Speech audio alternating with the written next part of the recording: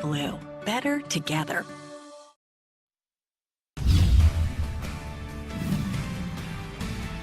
Water tank enthusiasts, guilty. This one is for you. The annual Tank of the Year competition placed 3 Minnesota water towers in the top 12, not 2 BAD. St. Croix Falls came in 12th. Moorhead placed 8th and won first place last year. Hackensack, good job, came in 7th. The top tower this time around, though, goes to Louisiana. Bossier City, Louisiana. This tower was just completed 2 months ago. It features bold colors and text honored. Oh, this is good, honoring military members and first responders. Well, of course they're going to win. Of course. I always loved the bobber in Pequot Lakes, or as my daughter called it the first time we drove through there years and years ago, Pico Lakes. So we affectionately call Pequot Lakes Pico Lakes. Another live look at what will be the largest jack-o'-lantern ever. We'll have more for you on that and so much more coming up at 5. Have a great weekend. We're gonna have a real good time, feel good time, spreading love and joy and laughter all over the place. We're gonna have a real good time, feel good time. Nothing's gonna take this good day smile from my face. We're gonna have a good time. We're gonna have a good time. It'll be so legendary. We've got you feeling good. And now, your host, Sherry Shepherd.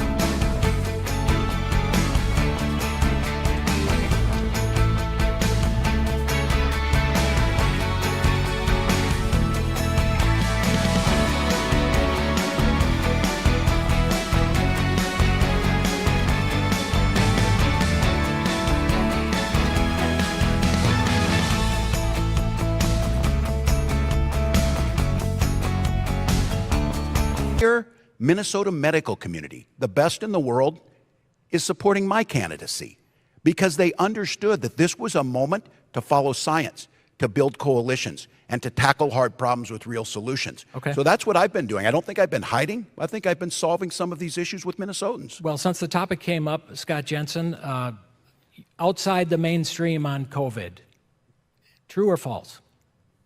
I think I've definitely been a skeptic, to be sure. I think that I was the first one, and it was interesting. We're talking about this morning. I got a text from a physician, and he said, I just reviewed a death certificate on a patient of his, and the patient had died of a fall. But in box 2 on the death certificate, the contributing condition box, they had put down COVID. So I'd reached out to him. I said, why did they put a contributing condition of COVID? He said, I have no idea. That was probably where I first became, if you will, identified as the skeptic. And I had expected that someone from the Department of Health would contact me. I was vice chair of the Health and Human Services Committee at the time, but there was no response at all. All I got was 3 months later, for the first time in my life, I was being investigated for my medical license, and that's been 5 times. But it's never been done because of a healthcare service I provided. It was because someone didn't like my politics. But when it comes to COVID, I think it's been pretty well established that locking kids out of school was a horrible decision. Maybe you get the first 10 days pass. You know, Tim Walz said that 80% of parents had their kids miss less than 10 days of in-classroom instruction. And he was basically telling parents, you don't really know what you're talking about. But I think the locking out of kids was horrible. I think the locking in of nursing home patients to die a lonely death, and to see Tim Walz's Commissioner of Department of Health, Jan Malcolm, working with their staff to try to find a way to deflect that responsibility on emails where they're trying to blame parents and kids. I think that was horrible. I think locking down businesses in literally this cavalier way that they did, and then pursuing them with this heavy-handed approach was problematic. And I think it's especially problematic when you see that Tim Walz and Keith Ellison, and even the paper today, talking about there were so many ways that this Walz administration could have stopped this feeding our futures fraud at an earlier point in time. They wouldn't go and watch a door for 45 minutes, but they would go out and try to crush Minnesota business people. I think those 3, but there were more. Yeah. I think the denial of natural immunity was a problem. And now I think he's flip-flopped on that, and he recognizes that natural immunity does it. I think the flip-flopping on the vaccine, where it said, you will take this and then you won't get sick and you won't transmit, everybody recognizes that that's not the case. I think Minnesota parents want to know right now, will Tim Walz pledge to never mandate COVID-19 vaccines for their kids in order to attend school? I think Tim Walz should speak to that issue right here and now. Well, he can, but I first want to ask, Governor, did you overreact to COVID? Did you shut schools down for too long? Well, first, I think it's important here, and this is one of the things about this. This is a platform going out into the public. Many of those, including Minnesota Medical Association, deeply concerned whenever Scott has a platform. This misinformation that you just heard, this deflection, just to be clear, 13,463 Minnesotans died. Many, many tens of thousands were hospitalized. Scott's answer on that was to question how someone died and wonder how it was done. Never helping, telling people not to wear the mask. He can't even practice in hospitals because he can't follow their procedures. He mentioned his license has been investigated 5 times. It's currently being investigated now. This reckless, dangerous behavior, this pushing internet conspiracy theories, made our job even harder. Now, let's be clear. When science changes its mind, they weren't lying, they learned more. That's the way the system works. And Minnesota, by all measures, ranks in the bottom 10 states of deaths per capita. We've been able to protect our long-term care facilities. Now, think about this. You've got a physician who the entire medical establishment in Minnesota is with us on this, an unprecedented step. I was with a physician last evening who treated over 800 people on ventilators. Over 200 died. Understanding that the state of Minnesota, the Mayo Clinic, the University of Minnesota, all of our healthcare systems were focused on protecting Minnesotans' lives. Did we learn from that? Most certainly. Have we been able to keep people out of the hospital? Absolutely. Those were how this worked. But keep in mind, this entire time, platforms were taking Scott off. He was named the lie of the year by PolitiFact for this nonsense around COVID. So now he's been given a statewide platform. This was his one addition for this job. Don't listen to the experts. Demonize MDH. Believe you have all the answers. Scott is like Bruce Wayne. He just thinks he push a bat signal and he'll be able to do that. That's not how it works as governor. A governor works with the folks who are experts making this the case. Out of the mainstream is a kind characterization. Scott Jensen, who would you listen to? Who would you take advice from if another healthcare crisis came up while you were governor? I think there's numerous experts across the nation. I think we have some at the University of Minnesota that would have disagreed with Tim Walz.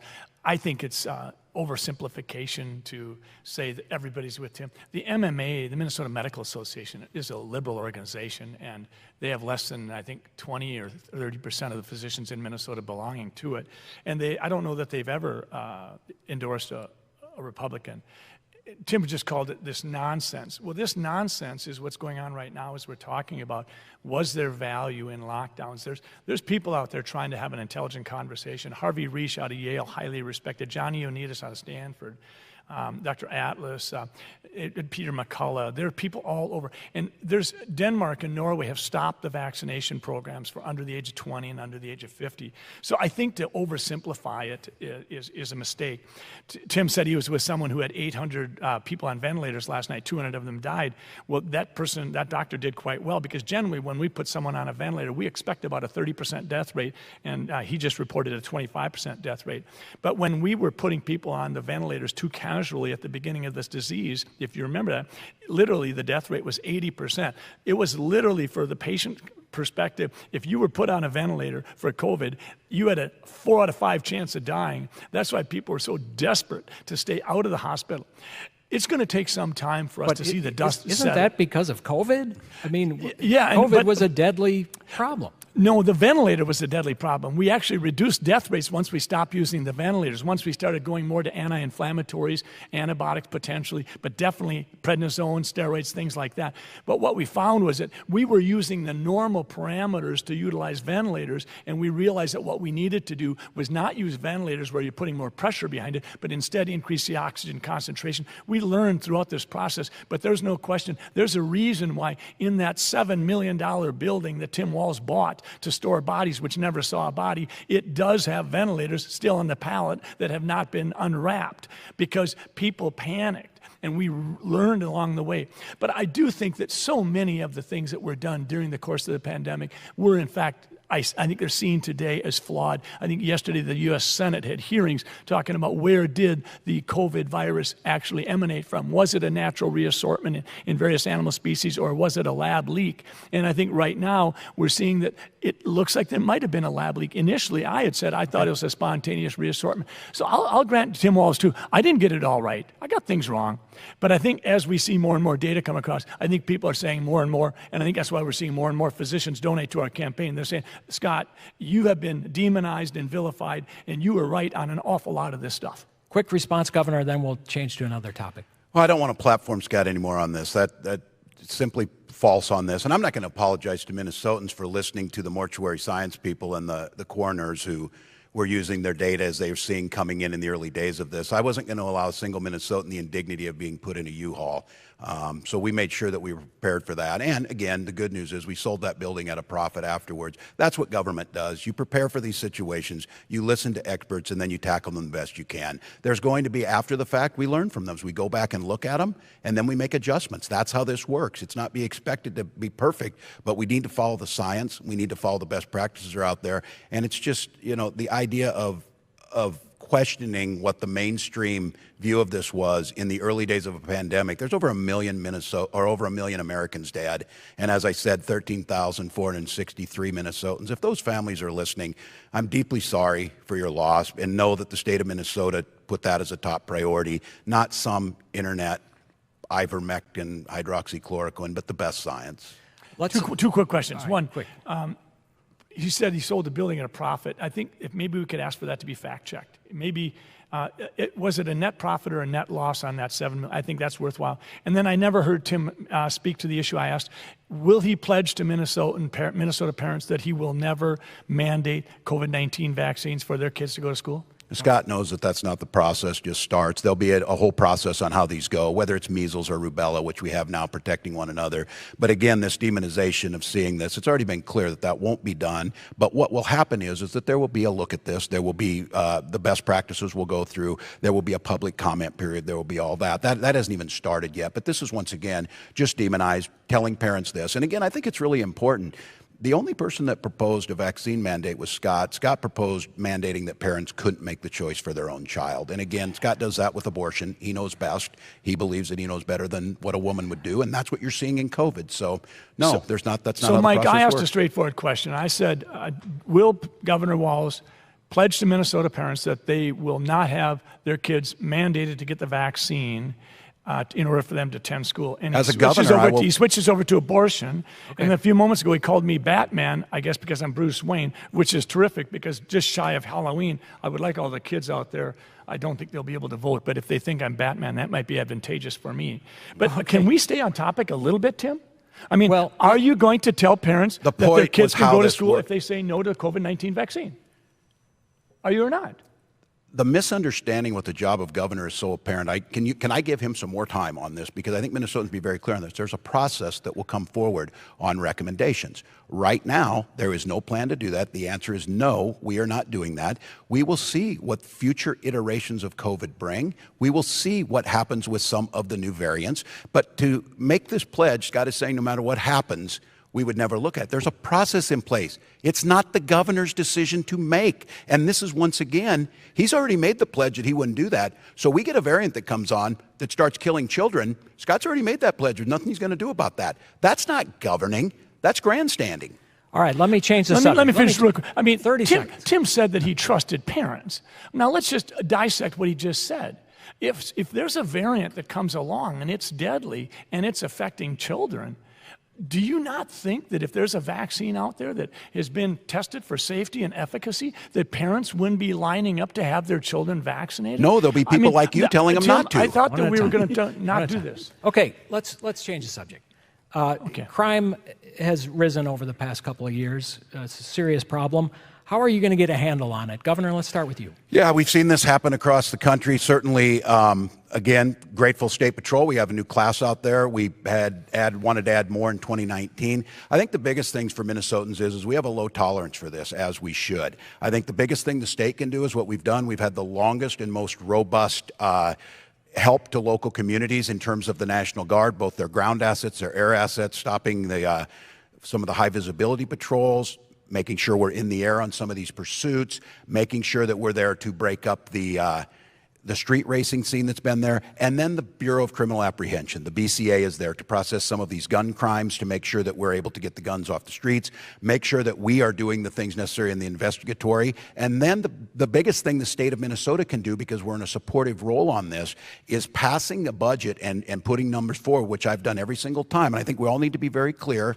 Scott has been fact-checked today. He's got a false ad that lies about our position. But Minnesotans know, and talking to these local folks, that if we can infuse, which we propose $300 million into these communities, like we're seeing in Minneapolis, where we have a police chief hired. We're starting to do some incentives that the state is putting forward for some of the hiring. That's how we get at this. And then moving back upstream, getting the guns off the streets, making it more difficult to possess those firearms, and making sure that we're doing some of that investigatory work up front, where we're keeping these kids off the streets or being able to get their hands on that. That's what the state of Minnesota does. But certainly grateful, and you're seeing this, that high visibility presence of the State Patrol and state budgeting to be able to fully fund Department of Public Safety. Scott Jensen, how would you get a handle on crime as governor? You have just heard the godfather of the crime epidemic speak, and I just got a word salad with no meat on it. I would say this. First off, at our last debate, Tim Walz said he's proud of his response, proud of Minnesota's response to the whole thing with crime. And then he celebrated yesterday an endorsement from Jesse Ventura, whereby Jesse is the same guy who was on with Alex Jones and said, Police better wake up to the facts. When you arm them to look like stormtroopers and make them look like SS Nazi troops, that's a recipe for disaster. Then, in the wake of the riots, 2 weeks later, Ilhan Omar came out and said that the police were a cancer that needed to be defunded and dismantled. And a few weeks later, Tim Walz told Minnesota, we need to all get behind Ilhan Omar, vote for her so that she could represent us in Congress. So I think when you have that blanket endorsement on top of someone calling the police a cancer that needs to be defunded and dismantled, I think that's why you perhaps saw an ad that didn't meet with Tim's favor. That was a PAC ad, not one of our ads. So I would not have any opportunity because I am firewalled off. But I think Tim knows that. But what the would bottom you do? line is What the would bottom you line do? is what I would do is I would put more cops on the street. I would double or triple the number of cops we have in Minneapolis. I would respect the work they do, and I would use the bully pulpit of the governor to elevate the work they do. I would absolutely recognize that incarceration is necessary to stop recurrent violent felons, and I would make that clear. I would make certain that the judges and the prosecuting attorneys understand that mandated minimum sentences mean just that, and that someone who's up for 17 years and 2 felons should not have a plea bargain down to 4 months that he serves in house arrest. We need to enforce the law. We can't have our people going rogue and saying, I'm not going to enforce these crimes or these felonies or these charges. This is what's problematic. Tim has done everything, and it's almost like it's a volitional on his perspective, to denigrate the work the police do. That's why the Minnesota Police and Peace Officers Association came out and endorsed us. That's why wherever I go across the state of Minnesota, they know that Tim Walz is soft on crime. Tim Walz has a voting bloc that I cannot penetrate, and that's the criminals. They absolutely are going to cast their vote for Tim Walz because he's their man, and they know it. But no one else is thinking that. Governor? Well, once again, you asked for specifics, and you did not get it. Now, Scott mentioned this is his magical thinking on the budget. Remember, we're going to get rid of the income tax. We're talking about budget or police? We will make sure. I'll be able to talk. Go ahead. Talks about this. We'll cut this. We'll cut the agencies 10%. He has a plan he said he put out. Now, we don't hear about it. We hear about the 10-point plan, but you notice you never hear 1, 2, 3, 4, 5. But in his plan, he proposes $0 for police. Now, proposing $0, what we know is the state has 2 tools. We can support local folks with the State Patrol, which we've done in the most robust, and yes, I will say those folks are professionals and doing good work, and then we can do funding, which I propose the largest funding increase of $300 million directly to communities for fungibility to buy what they're going to buy. So the state's ability to be able to tackle this in conjunction is there, but this is, once again, this is a campaign of admiring problems and offering no solutions. Telling people they're going to get an income tax cut, but I'm going to put more police on the streets. Where are they going to come from? How are you going to get the guns off the streets? In asked a question about violence and shootings in schools, Scott chose to use his time last week to talk about the NRA, proudly supported by the NRA. Not about getting those guns off there, not about working upstream. Scott Jensen, do you support any new laws on guns? Yes, I had my name on a bill on strawman purchases. I think that that's definitely a problem, and I think we definitely need to do that. But I think we need to stay on point here. Tim Walz continues to talk about taxes and budget and all that. And if you want to know where our 10-point plans are, just go to drscottjensen.com. We have 9 different 10-point plans. We've asked Tim Walz for a response and got nothing. But I think, let me just summarize what I see as core problem with Tim Walz and his budgeting and his spending money. He said at the last debate, you get what you pay for. But Minnesotans paid for 125 million meals that they never got because Tim Walz and Keith Ellison didn't do anything. Tim has said, well, I've sued drug companies because of the fentanyl. But why didn't he sue Feeding Our Future? Why wasn't there some evidence that they had done something? Because they had the opportunity in 2020 to simply ask for the bank accounts, and they could have seen that these dollars were going to purchase Teslas and vacation homes. I don't think there's any question that we need to have conversations about real ideas, and we're not getting that. My team has put together 10-point plans. I have 3 task forces ready to go on November 9th on fractured supply chains, on public safety and on student performance. We have those task forces in place. We are going to be a campaign that's going to be driven by ideas, not by word salad.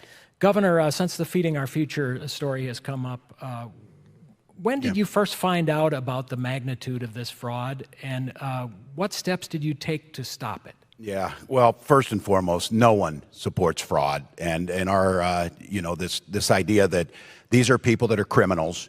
They took advantage of what we will find out when the investigation is complete, a way to make sure that they defrauded the state and they defrauded the people of Minnesota.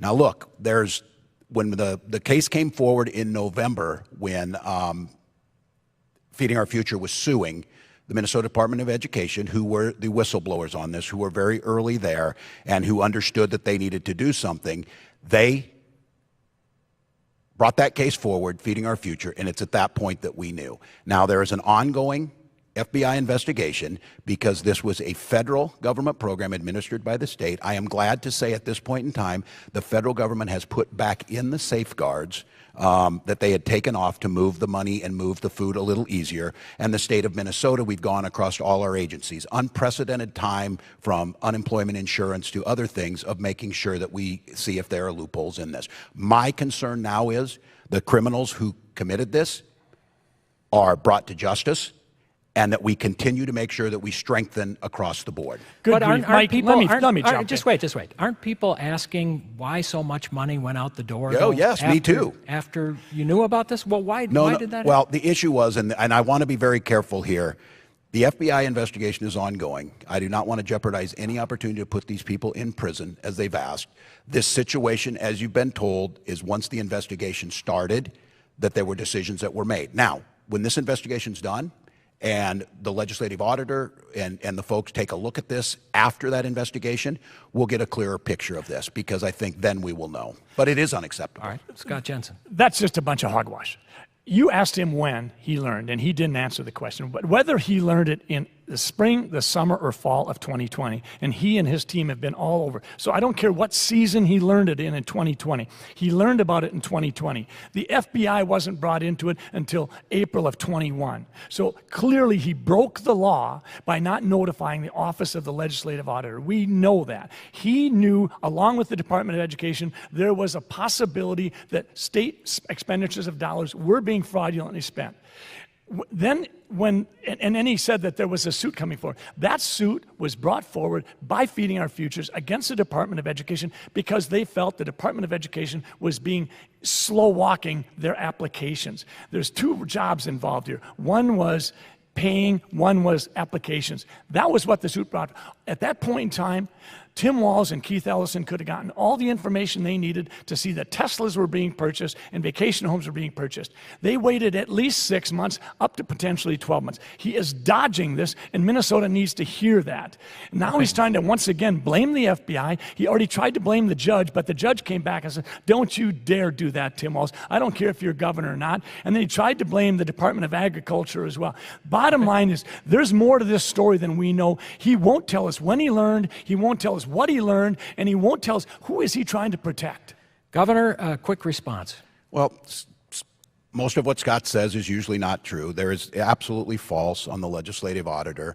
Look, Fact check fraud that. is, Fact check that. Please, one at a time, Governor.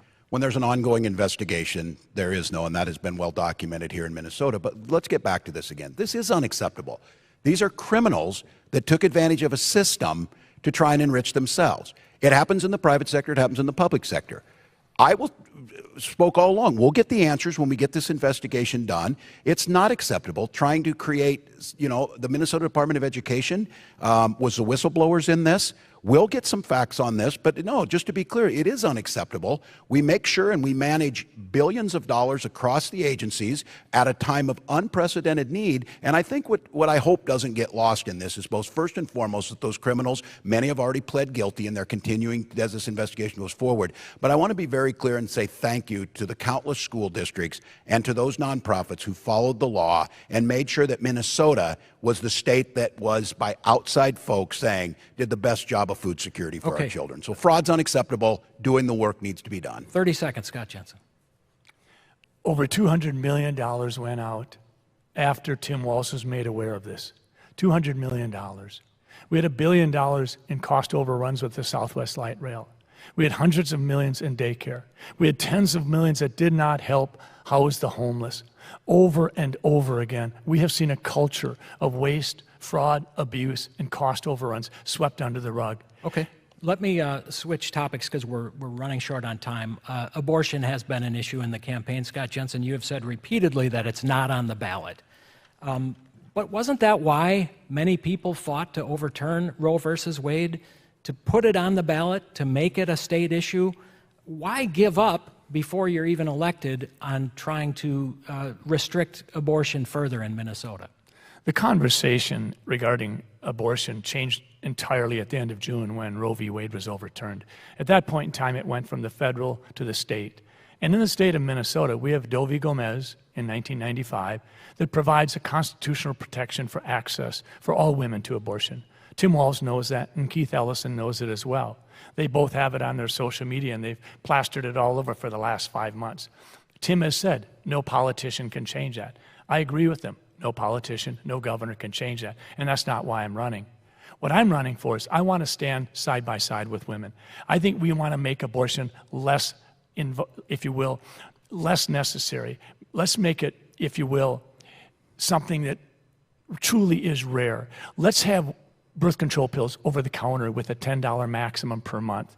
Let's have paid maternity leave programs in place.